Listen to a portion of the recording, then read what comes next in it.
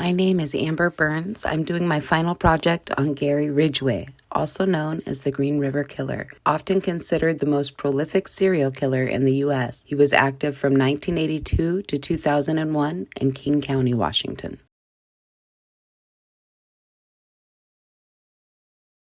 He has 49 confirmed victims, although he claims to have killed more than 70.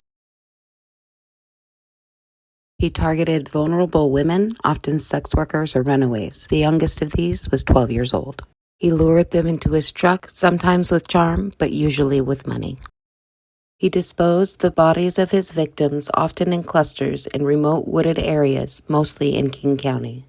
He used pictures of his son's toys in his truck, and even once had his son in his truck with him to put his victims at ease. Here's a short clip of him talking about it. I think it was my brother's birthday. That weekend I picked up a woman back highway, and Matthew was next to me in the seat, and she hopped in and into an area, and my son was there, and I killed her.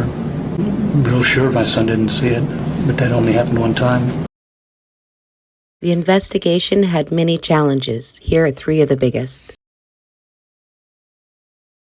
Multiple witnesses saw Gary with two of his victims the day they went missing. One even tracked him to his house following them. When questioned, however, Gary passed a polygraph test and was dropped as a suspect. With approximately 13,000 suspects, there were too many for the local police to handle, and no easy way to eliminate suspects from the list and narrow it down. Two men awaiting trial in San Francisco even confessed to the murders. However, records showed they were in jail when many of them happened. They had been hoping to convince Seattle police to take them to dump sites to show where missing bodies were located so they could escape. Evidence was piling up. The Green River Task Force was reduced to one detective, but the evidence for the case was now being stored in a warehouse. Thousands of pages of documents, none of which were digitized, 170 videotapes, 15,000 photographs, and over 10,000 items of evidence taken from crime scenes were all being stored for this case alone.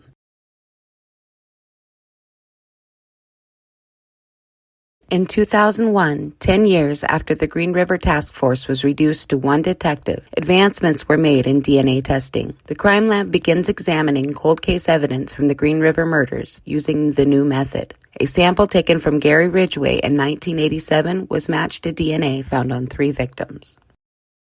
14 years after the sample was taken, Opal Mills and Marcia Chapman, both found in the Green River in 1982 when the case began. Surprisingly, the other match was on Carol Christensen, who was originally believed to be the least likely victim of the Green River Killer, where Opal and Marcia were among the first and therefore most likely. She was a waitress, her body was found clothed and away from other dump sites. She was posed with a fish, raw hamburger, and an empty bottle of wine on her body with a grocery bag over her head. Gary later admitted to doing that to throw investigators off his trail. On November 30th, 2001, Ridgway was arrested and held without bail after his DNA was linked to 3 victims.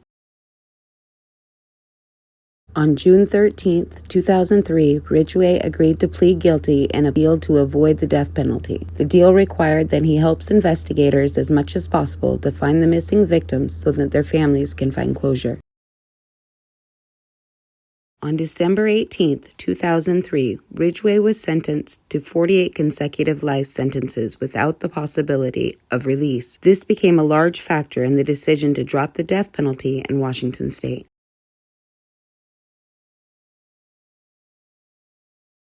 Microscopic paint particles found on multiple victims matched paint used at Ridgway's workplace during the time of their murders. Early investigators overlooked this clue, and if it had been recognized sooner, Ridgway would have been identified much earlier. On February 18, 2011, Ridgway pled guilty to a 49th victim after the remains of Rebecca Marrero were found.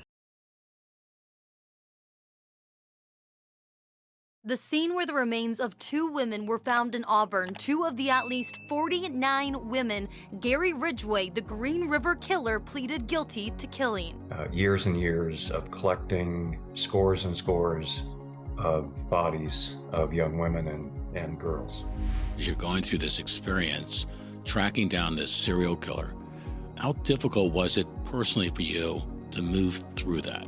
I don't get discouraged very easily. And so I don't know, there's something in me that just keeps driving. Something from inside me is pushing me forward.